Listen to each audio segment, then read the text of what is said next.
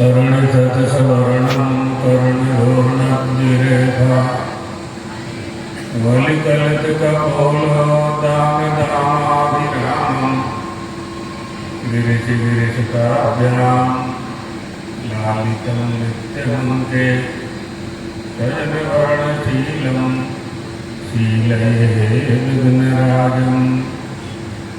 ॐ नमः परमहंसास्वादित चरणकमलचिन्मकरन्दाय भक्तजनमानसनिवासाय श्रीरामचन्द्राय।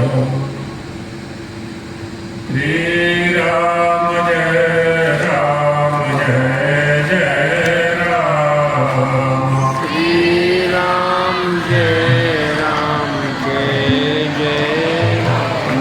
श्रीराम जय राम जय जय राम। श्रीराम जय राम जय जय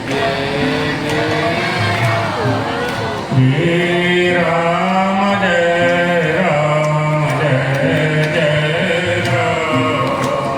श्रीराम जय राम जय जय राम।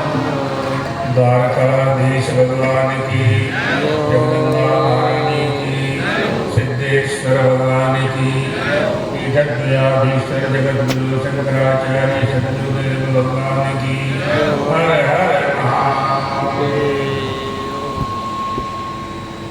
कार्यक्रम के अध्यक्ष हमारे गुरु भाई ब्रह्मचारी सुब्रह्मण्य जी महाराज, सभी गुरु भाई, देवियों, सज्जनों, कूलर बंद कर दो। कूलर बंद कर दो। किसी भी समाज की रक्षा यदि करनी है, उसके अस्तित्व की रक्षा करनी है, तो सर्वप्रथम उसके संस्कार और संस्कृति की सुरक्षा करनी पड़ेगी। हमारे परंपरागत जो संस्कार हैं, वह संस्कार ही समाज को गौरव प्रदान करते हैं। समाज को अगर समृद्ध करना है, उन्हें आध्यात्मिक शक्ति से समृद्ध करना है, सामाजिक शक्ति एकत्रित करनी है, जिसको आज की भाषा में आप लोग बहुमत कहते हैं। यदि वो चाहिए, एक मत होना है, तो सबसे पहला काम करना होगा कि हमारे जो परंपरागत संस्कार हैं, उन संस्कारों की हम उपेक्षा न करें, उनकी रक्षा करें और संस्कारों से हम संस्कारित हों। किसी भी समाज की रक्षा, किसी भी संगठन की रक्षा, किसी भी जाति की रक्षा, आश्रम की और वर्ण की रक्षा, ये सनातन धर्म है, हिंदू धर्म है, जिसमें वर्ण व्यवस्था है। वेदानुसार के अनुसार चलने वाला यह सनातन धर्म है। इस सनातन धर्म की रक्षा में जितने भी संस्कार हैं, जो परंपरा से चले आ रहे हैं, उन परंपरागत संस्कारों का जब तक हम पालन नहीं करेंगे, हम अपने समाज की सुरक्षा नहीं कर सकते हैं। और जो आने वाली पीढ़ी है, जो आप लोगों के बच्चे हैं, उनको स्कूल कॉलेज में तो कहीं धर्म की शिक्षा की व्यवस्था है नहीं। किसी भी सरकारी स्कूल में धर्म की शिक्षा की व्यवस्था नहीं है, 75 साल से नहीं है। तो अब धर्म की शिक्षा कहाँ से प्राप्त होगी? तो वो जिम्मेदारी आएगी माता पिता पर, आएगी गुरु पर, आएगी समाज के जो बड़े लोग हैं, जो बड़े बड़े संगठन हैं, जो गांव के लिए विकास के लिए सोशल वर्किंग करने वाले ट्रस्ट हैं, संस्थाएं हैं, उन सब की जिम्मेदारी है कि समूह के समूह बनाकर सत्संग के रूप में हम अपने बच्चों को शिक्षा प्रदान करें। यही एक उपाय, श्रेष्ठ उपाय हम लोगों के पास है। शासन से, सरकारों से हम लोगों ने कहा है कि हमारे पाठ्यक्रम में गीता का पाठ जोड़ा जाए, रामचरितमानस के कुछ अंश उसमें सम्मिलित किए जाए, ताकि हम प्राचीन परंपरा को समझ सकें। जो आदिवासियों का धर्म है, जो वनवासियों का धर्म है, जो परंपरागत आदिवासी से सिद्ध ही होता है कि हम बहुत प्राचीन हैं, तो परंपरागत जो धर्म है उसका ज्ञान हमें कहाँ से प्राप्त होगा? जहां से प्राप्त होगा उसकी रक्षा करना हमारा कर्तव्य है और हम उसे परंपरा कहते हैं। ये नाश्य पितरो याता, ये याता पितामह। हमारे पिताजी के पिताजी के पिताजी, दादा नाना नानी जिस धर्म का पालन करते थे, जिस परंपरा का पालन करते थे, जिस देवी देवता का पालन करते थे, जिस कुलदेवी कुलदेवता की आराधना करते थे, उन सबकी आराधना करना ही हमारा परम धर्म है। तभी हम सुरक्षित रह सकते हैं। कैसे एक हो सकते हैं? कभी विचार किया आपने अनेकता में एकता को कैसे सिद्ध किया जा सकता है? हम बहुत हैं, एक पिता के 4 बेटे एक नहीं होते हैं। एक पिता के विपुल कुमार, उनका चेहरा अलग है, विचार अलग है, चिंतन अलग है, जीवन यापन की पद्धति अलग अलग है, रुचि अलग अलग है। कैसे एकता सिद्ध की जाती है? और भगवत पादार्थ शंकराचार्य कहते हैं सबको एक सब एकात्म, यही तो एकात्म है ना। सबको एक कैसे कर सकते हैं? जितने भी लोग यहाँ बैठे हैं सब कैसे एक हो सकते हैं? सबके तो माता पिता अलग है, सबके चेहरे अलग हैं, सबकी बुद्धि अलग अलग है। किस विचार के द्वारा, किस पद्धति के द्वारा हम एक हो सकते हैं? तो उसका उपदेश हमें वेद शास्त्रों से प्राप्त होता है, हमारे पुराणों से प्राप्त होता है, हमारे गुरुओं से प्राप्त होता है, हमारी परंपरा से प्राप्त होता है कि हम देखने में भले ही अनेक दिखाई पड़ते हैं, लेकिन सबके चेतन में जो चेतन का प्रदान करने वाला परम तत्व है वह एक है।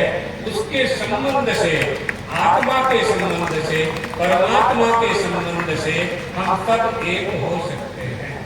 कुलदेवी कुलदेवता की आराधना के संबंध से हम सब एक हो सकते हैं। यही एकता का उपाय है। धर्म के संबंध से हम एक हो सकते हैं। आपके गांव में एक बेटा है, 100 किलोमीटर दूर एक बेटी है, दोनों के माता पिता ने उसका विवाह कर दिया है। वो दोनों कैसे एक हुए हैं? मंडप के नीचे अग्नि को साक्षी करके जब परिक्रमा की है, उन्होंने सप्तपदी की है और पंडित ने, ब्राह्मण ने मंत्र पढ़े हैं, इमाम कन्या, इस कन्या को दान कर रहे हैं, अग्नि को साक्षी किया है, तो धर्म हो गया। उस धर्म के संबंध से अपरिचित एक कन्या, एक वर पति पत्नी के रूप में 100 वर्ष तक अपना जीवन यापन करते हैं। यह जीवन यापन, सुखमय जीवन यापन का फल उनको कहां से प्राप्त हुआ है? वो धर्म के संबंध से हुआ। इसलिए जिन लोगों का यह मत है कि धर्म आपस में झगड़ा कराता है, ये उनका भ्रम है, बहुत बड़ा भ्रम है। उसे दूर करना चाहिए। हम धर्म के संबंध से ही एक हो सकते हैं। हम सब हिंदू हैं, सनातन धर्मावलंबी हैं, तो हिंदू होने का धर्म क्या है? ब्राह्मण, क्षत्रिय, वैश्य, शूद्र, स्त्री, पुरुष, पिता, पुत्र, सबके बीच में धर्म है। कर्तव्य का पालन भी धर्म है। हिंदू होने का क्या धर्म है? सनातन धर्मावलंबी होने का क्या धर्म है? हम उस व्यवस्था से ही एक हो सकते हैं। इसलिए हिंदू किसे कहते हैं? अन्यवादी, क्रियाद्वेषी, नोपस्थायी, निरुत्तरः, आहूत प्रबलापी च दीनः पंच विधि स्मृतः। जो अन्यगामी है, यानी परपक्ष का समर्थक है, हमारे हिंदू धर्म, सनातन धर्म के विरुद्ध बात करता है। क्रियाद्वेषी, सत्कर्मों का जो द्वेष करता है, यज्ञ यज्ञादि का जो विरोध करता है। बौद्धों ने यज्ञों में विद्वेष फैला दिया था, हमारी परंपरा में ब्रह्म विद्वेष फैला दिया था। यज्ञों के स्वरूप में विकृति आ चुकी थी। वेदाः अप्रमाणम का उद्घोष होने लगा था। तभी भगवत पादार्थ शंकराचार्य का अवतार हुआ और उन्होंने वेदाः तत् प्रमाणम, ये सिद्ध किया, 72 मतों का खंडन करके, विधर्मियों की दीवार को धराशायी करके और वैदिक सनातन धर्म का बहुत बड़ा किला खड़ा कर दिया जो आज तक कोई तोड़ नहीं पाया। हमारे सनातन धर्म पर, हिंदू धर्म पर बहुत आक्रमण किए, हजारों साल तक लोगों ने आक्रमण किया। मुगलों ने हमारे ऊपर शासन किया, 200 साल अंग्रेजों ने शासन किया, तब भी आज सनातन धर्म की यह स्थिति है कि आप बद्रीनाथ जाएंगे तो 5-6 घंटे बाद दर्शन होते हैं, इतनी लंबी लाइन लगती है। तिरुपति जाएंगे आप, बालाजी जाएंगे, 3 दिन बाद दर्शन होते हैं। चारों धाम में जागृति आई है। सनातन धर्म, हिंदू धर्मावलंबियों में खूब जागृति आई है। यह जागृति, यह जो जागरण है हमारा, ये सुरक्षित रहे और इसमें हमारा मत एक हो जाए, यानी हमारा विचार एक हो जाए। विचार एक कैसे हो सकता है, इस पर भी खूब बात की जा सकती है, चिंतन का विषय है। कैसे हम एक हो सकते हैं, उसकी पद्धति क्या होगी। तो जो व्यवहारिक सत्ता है उसमें एक होना बहुत कठिन है। इसलिए हम आत्मा के संबंध से, अध्यात्म विद्या के संबंध से, आध्यात्मिक उत्थान मंडल के संबंध से एक दर्थ ही हमारे सद्गुरुदेव भगवान ने आध्यात्मिक उत्थान मंडल की स्थापना की, उसका नियम बनाया, उद्देश्य बनाए और उन उद्देश्यों में सबसे पहला उद्देश्य था कि आदिवासियों की सेवा यह आध्यात्मिक उत्थान मंडल करेगा, वनवासियों की सेवा करेगा, पिछड़े लोगों की सेवा करेगा और ब्राह्मणों की सेवा करेगा। जो सनातन धर्मावलंबी हैं, हिंदू धर्मावलंबी हैं, जो भटक रहे हैं इधर उधर, उनको समेटने का काम आध्यात्मिक उत्थान मंडल करेगा। इसीलिए हमारे सद्गुरुदेव भगवान पीठक दयाधीश्वर ने इस मंडल की स्थापना की और अपने इस स्थापना का अवसर इस स्थान को दिया, परमहंस गंगा आश्रम को दिया। 60 वर्ष हो गए, 60 वर्ष व्यतीत हो गए मंडल की स्थापना के। गुरुजी तो उसके पहले यहाँ आ चुके थे। इसी स्थान का उन्होंने चुनाव किया ताकि इस क्षेत्र में धर्म का प्रचार प्रसार हो सके। हम सुख चाहते हैं, सुखमिच्छन्ति सर्वे ही धर्मेणैव कर्मादः। सुख की प्राप्ति करना चाहते हैं तो वो धर्म के पालन से ही प्राप्त होगा। सुभश्च मूलम धर्म। धर्म किसे कहते हैं, बहुत विवेचन है। अभी इतना ही समझ ले कि हमारी जो जाति है, हमारा जो वंश है, उस वंश और परंपरा हमने आपको बता दिया। पहले हम हिंदू हैं, हम ब्राह्मण हैं, क्षत्रिय हैं, वैश्य हैं, आदिवासी हैं, आदि आदि जितने भी समाज हैं, जिन समाज में जिस जाति में जिसका जन्म हुआ है, उस जाति का उसका जो विशेष धर्म है। एक तो सामान्य धर्म होता है जिसके 10 लक्षण हैं और एक विशेष धर्म होता है। वह विशेष धर्म जातिगत होता है, आश्रमगत होता है, वर्णाश्रम व्यवस्था के अंतर्गत होता है। चातुर्वर्णम मया सृष्टम गुण कर्म विभागशः। वहाँ ब्राह्मण का धर्म होगा, क्षत्रिय का धर्म होगा, वैश्य का धर्म होगा, पत्नी का धर्म होगा, पति का धर्म होगा, पिता का धर्म होगा, पुत्र का धर्म होगा, बहन का धर्म होता है, भाई का धर्म होता है। ये सब विशेष धर्म है। सामान्य धर्म में प्राणी मात्र पर दया करना है। धृति क्षमा नमस्तेयम शौचमिंद्रिय निग्रह वीर विद्या सत्तम क्रोधो दशकम धर्म लक्षण। ये 10 धर्म के लक्षण प्राणी मात्र के लिए है। धनी के लिए, निर्धन के लिए, गरीब के लिए, अमीर के लिए, छोटे के लिए, बड़े के लिए, सभी के लिए। हमारी परंपरागत जो धर्म व्यवस्था है उसी का अभी आपने दर्शन कराया।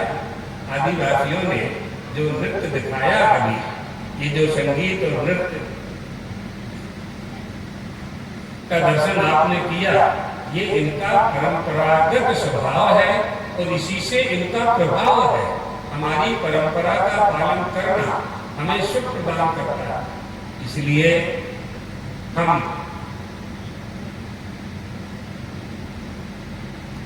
एक बात ये समझ लीजिए संक्षेप में, समय तो बहुत हो गया है, कि हम लोग सब मनुष्य हैं और धर्म पालन का आदेश परमात्मा ने मनुष्य को ही दिया है, धर्म शास्त्रों ने मनुष्य को ही दिया है। ऐसा क्यों किया है परमात्मा ने? क्योंकि मनुष्य ही धर्म का पालन कर सकता है, दूसरा कोई प्राणी नहीं कर सकता। मानसेषु महाराज धर्मा धर्म प्रवर्तकः न तथा अन्येषु भूतेषु। किसी और भूत माने प्राणी और किसी प्राणियों से परमात्मा आशा नहीं करता, धर्म पालन की मनुष्य से करता है।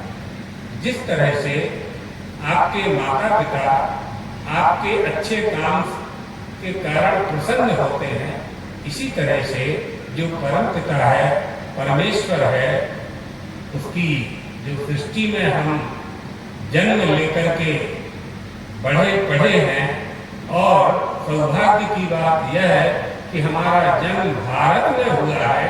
भारत गिरे, ये विश्व का आंगन है भारत। अब हमेशा ये भारतवर्ष विश्व का आंगन है। इस आंगन में हमारा जन्म हुआ और इसी आंगन में परमात्मा बार बार अवतार धारण करते हैं, ये हमने कल बताया था। तो धर्म का पालन करने की अपेक्षा परमात्मा मनुष्यों से करता है। मानुष्य मर्दत मनित्वमपि है धीरा। वेदव्यास जी कहते हैं, अरे मनुष्यों, तुम्हारा देह अनित्य है, लेकिन इस देह के माध्यम से तुम नित्य तत्व की प्राप्ति कर सकते हो, सो करना चाहिए। इसलिए हम धर्म का पालन कर सके, इसीलिए भगवान का अवतार होता है, 24 अवतार होते हैं, दशावतार होते हैं, गुरु का अवतार होता है। हम अपने गुरु में भी परमात्मा का ही दर्शन करते हैं। हमारे जो जगत गुरु शंकराचार्य जी भगवान जो कैलाश में देख रहे हैं आज, आदिवासियों ने उनकी आज्ञा का पालन करते हुए 50 साल से जो परंपरा थी, उस परंपरा का पालन किया। आदिवासी समाज परमहंस गंगा आश्रम में आए और उन्होंने अपना परंपरागत गीत संगीत का दर्शन कराया। आध्यात्मिक उत्थान मंडल के जो उद्देश्य थे, उनके उद्देश्य की पूर्ति में सहभागी बने। सब वो देख रहे हैं, वो यह भी देख रहे हैं कि कौन क्या कर रहा है, उनके भक्त क्या कर रहे हैं, उनके शिष्य क्या कर रहे हैं, उनके उत्तराधिकारी क्या कर रहे हैं। जैसे गुरु का कर्तव्य होता है, ऐसे शिष्यों का भी कर्तव्य होता है, यह भी समझना चाहिए। तो जब हम अपने अपने कर्तव्यों का पालन करते हैं, तभी हमें सुख की प्राप्ति होती है, चाहे वो आध्यात्मिक सुख हो, चाहे अलौकिक सुख हो और चाहे लौकिक सुख हो। लौकिक सुख प्राप्ति के लिए हमारे पास साधन है। हम आपसे कहें कि गोटे गांव से 100 रुपये की माला ला दीजिए, तो आप ला देंगे। हम आपसे कहें कि गोटे गांव से 100 रुपये का सुख ला दीजिए, किसी की दुकान से खरीद करके, नहीं लाएंगे। वो दुकानदार स्वयं दुखी है, आपको कहाँ से सुख देगा।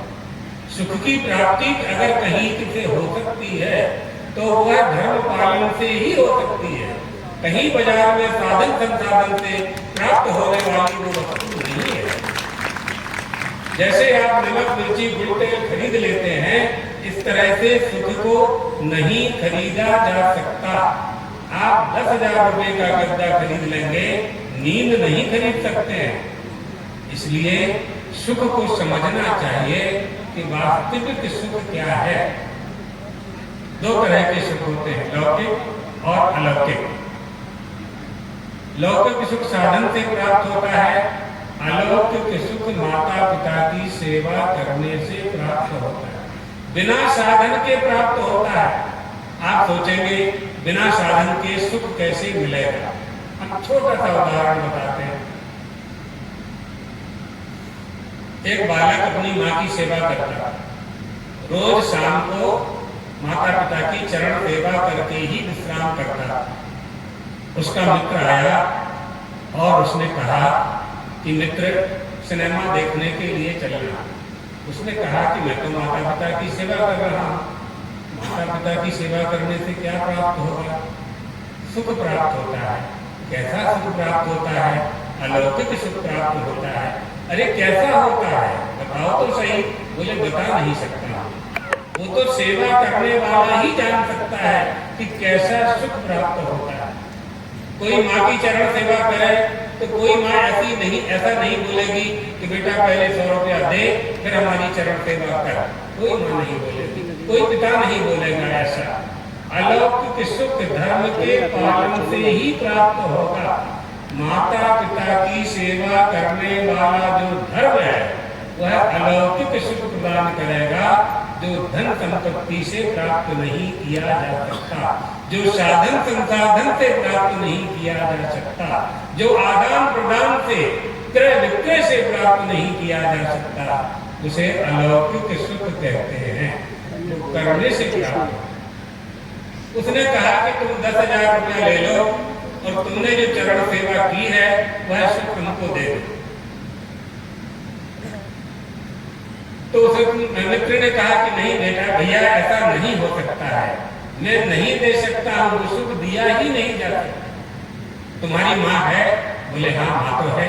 तुम जाओ, तुम सिनेमा ना जाकर के माँ की चरण सेवा करो, पिता की चरण सेवा करो। उससे तुम्हें जो आनंद की अनुभूति होगी उसकी कोई कीमत नहीं चुका सकता। देश धर्म सनातना, ये सनातन धर्म है, ये हिंदू धर्म है, जहाँ हमारी प्रत्येक क्रिया में, हमारे प्रत्येक अंग में धर्म का प्रवेश है। हम धर्म का पालन अपने शरीर के प्रत्येक अंग से कर सकते हैं। इसलिए ग्रंथ की और गुरु की आवश्यकता होती है। कल हमने बताया था, ग्रंथ से जब ज्ञान नहीं होता है तब हम गुरु की शरण में जाते हैं और सौभाग्य से दुनिया की बात जो हो, लेकिन इस क्षेत्र को तो ऐसे गुरु प्राप्त हुए जिन्होंने 99 साल तक, 99 साल में अगर 15 साल कम कर दें अपने लोग कि 15 साल बाद गुरु जी यहाँ आए थे, तो 80-85 साल तक उन्होंने धर्मोपदेश क्षेत्र को दिया, पूरे भारत देश को दिया, पूरे विश्व को दिया। स्वतंत्रता संग्राम में भाग लेकर राष्ट्र की सेवा की उन्होंने और राम राज्य की स्थापना के लिए धर्म सम्राट स्वामी कृपात्री जी महाराज के साथ, उनके साथ रह करके राम राज्य के लिए विधर्मियों से उन्होंने युद्ध किया, गौ माता की रक्षा के लिए प्रयास किया, राम मंदिर की, राम जन्मभूमि की प्राप्ति के लिए अनेक प्रयास किए उन्होंने। आज हमारे देश में जो धार्मिक व्यवस्था है उसमें वृद्धि हुई है, लेकिन हम लोग यह चाहते हैं कि उस धार्मिक व्यवस्था में वैदिक शास्त्रीय परंपरा की सुरक्षा होनी चाहिए। वैदिक परंपरा हमारे पिता, दादा, नाना, नानी जिस धर्म का पालन करते रहे, शास्त्रों के आदेश का जो पालन करते रहे, जिस कुलदेवी कुलदेवता की पूजा करते रहे, वह हम करते रहें। इसी से धर्म की रक्षा होगी और समाज की रक्षा होगी। आदिवासियों की जहाँ तक बात है, वो अपने धर्म में, धर्म पालन में कट्टर हुआ करते हैं। हमारे सनातन धर्म हिंदू धर्म के विशेष अंग हैं, हमारे ही भाई हैं, हम सब लोग उनके साथ में हैं और वो भी साथ में ही हमारे हैं, साथ में रहते हैं, साथ में ही रहेंगे। बीच में जो लोग विघ्न पैदा करते हैं उस पर हमें ध्यान नहीं देना चाहिए। परमात्मा की सृष्टि है, इस सृष्टि में बहुत विचित्रता है। जड़ चेतन गुण दोषमय विश्व दीन करतार। संत अपने को तो अपनी बात ले लेनी है, अपने जीवन यापन की, सन्मार्ग पर चलने की, व्यवस्थित जीवन जीने की जो कला है वह हमें जान करके स्वयं अपना उद्धार करना है और दूसरों का भी उद्धार करना है। उद्धरेदात्मनात्मानं आत्मानम अवसादयेत, यही आध्यात्मिक उत्थान मंडल का उद्देश्य है। इसी उद्देश्य से सद्गुरुदेव भगवान ने यह प्रकल्प यहाँ स्थापित किया। हमें खूब अच्छा लगा। प्रतिवर्ष से की अपेक्षाओं से धीरे धीरे धीरे अपने कार्यक्रमों में वृद्धि हो रही है और हमारे जो सद्गुरुदेव भगवान हैं, जो दिशा निर्देश हम लोगों को दे गए हैं, हम उन सब में और अच्छा कर सकें, ऐसा उनसे आशीर्वाद मांगते हुए भगवती राजराजेश्वरी, त्रिपुर सुंदरी, अपने लोग सभी गुरु भाई मिलकर के उनके संकल्प को जितना अच्छा पूरा करें। मिलकर के ही हो सकता है, एक अकेला कोई कर नहीं सकता है सब कुछ। और ये भी हम आपको बता दें, उनके जैसा कोई दूसरा मिल नहीं सकता। तो जो है आपके पास, उन्हीं से आपको काम चलाना है, तो मिलकर के ही करना होगा, मिलकर के ही चलना होगा। संगच्छद्म समबद्धम, ये वेद वाक्य हैं। तो हम किसी के दोषों को न देख करके उनके गुणों को अपनाते हुए गुरु जी के कार्यों को आगे बढ़ाएंगे।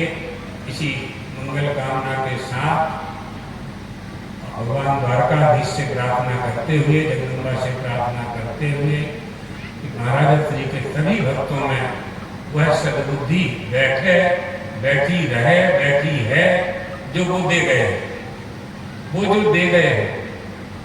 और अगर उनके पास रह करके हमने वह प्राप्त नहीं किया तो गुरु को प्राप्त करके हमने क्या पाया? अपनी कामना पूर्ति की, उनके आगे जाकर के रोते रहे और उनसे कामना पूर्ति कराते रहे, उनका उपयोग करते रहे। यदि हम वास्तव में भक्त हैं और उनके भक्त हैं तो उन्होंने जो कहा है, उन्होंने जो किया है, उसमें वृद्धि करना हमारा धर्म है, यही हमारा कर्तव्य है।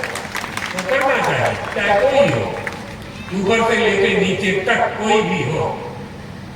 विरक्त शिष्य हो उनके, चाहे उनके गृहस्थ शिष्य हो, चाहे ब्रह्मचारी शिष्य हो, चाहे सन्यासी शिष्य हो, चाहे जिन्होंने दीक्षा ली हो, और चाहे दीक्षा न लेकर के मन ही मन संकल्प कर उनके कार्यों को आगे बढ़ाने के लिए धार्मिक विधि समझ करके अनुपालन किया हो, तो हमें वह स्वीकार करना चाहिए। श्री राम जय राम जय जय राम। श्री राम जय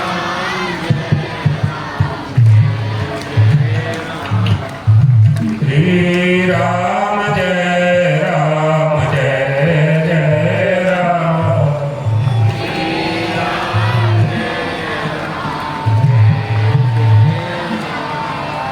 प्यारे जरा तो मन में विचारो,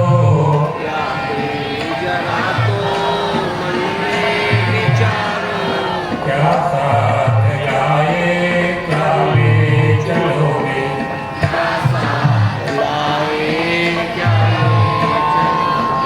जाता सदा साथ वही पुकारो।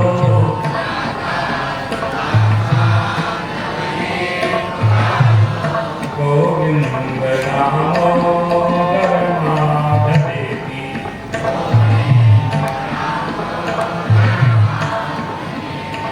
गोविंद नामो परमाधवेति।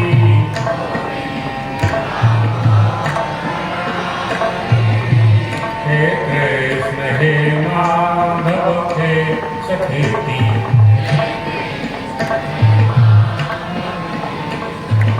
श्री कृष्ण गोविंद हरे मुरारे,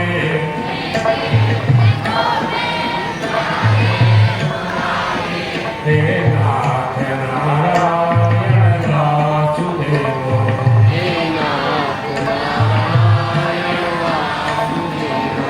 सद्गुरुदेव भगवान की हर हर महादेव। बोलिए जगद्गुरु शंकराचार्य भगवान की। जैसा कि हम जानते हैं कि आध्यात्मिक उत्थान मंडल का त्रिदिवसीय सम्मेलन होता है, तो कल भी यहाँ सभा है और भैया भोजन की बोल रहे हैं। जी रामेश्वर महादेव मंदिर में परम पूज्य ब्रह्मचारी श्रद्धानंद जी के नेतृत्व में वहाँ शंकराचार्य जयंती का उत्सव मनाया गया है। वहाँ भी आप सभी शानदार आमंत्रित हैं। और अभी यहाँ पंडाल में भोजन की व्यवस्था है, पंडाल के बाहर प्रसाद की व्यवस्था है और अंत में हमारे संदीप तिवारी जी अपनी एक मधुर प्रस्तुति से कार्यक्रम को पूर्णता प्रदान करें।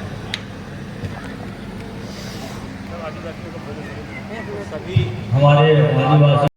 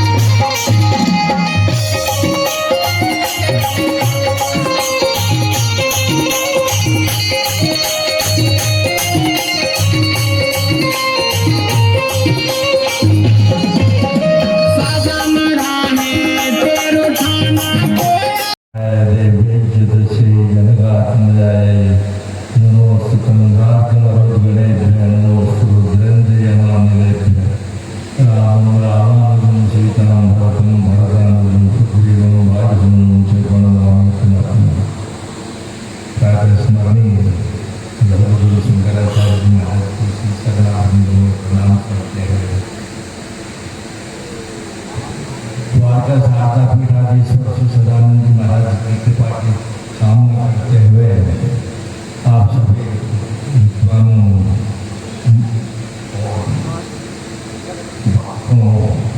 और देश के कल्याण की कामना करने वाले सभी लोगों की सद्भावना की इच्छा करते हुए आज हम वनवासी सम्मेलन मना रहे हैं, आदिवासी सम्मेलन मना रहे हैं। जो देश का जिन बात भी हित चाहते हैं वो सभी इन बातों में बहुत रुचि से भाग लेते हैं। वो जो कुछ बोलते हैं, जो कुछ कहते हैं, जो कुछ बुझाते हैं, सब कुछ पारमार्थिक भी होता है और आदि भौतिक भी होता है। अभी आदिवासियों ने या जनवासियों ने जो कुछ प्रस्तुत किया वो बहुत ही सूक्ष्म भी था और स्थूल भी था। आपने उसे देखा, समझा और सोचा। आगे भी कामना करते होंगे ऐसी प्रक्रियाएं और भी होते रहें कि हमारे देश की कला संस्कृति और अधिक उत्थान को प्राप्त हो। हम कामना करते हैं कि सभी अपने धर्म की रक्षा के लिए और अधिक सचेत होंगे और ये कामना करेंगे कि धर्म की रक्षा हो ताकि हमारा देश और अधिक बढ़े और अधिक आगे उन्नति करे। उन्नति जो है वो धर्म में है।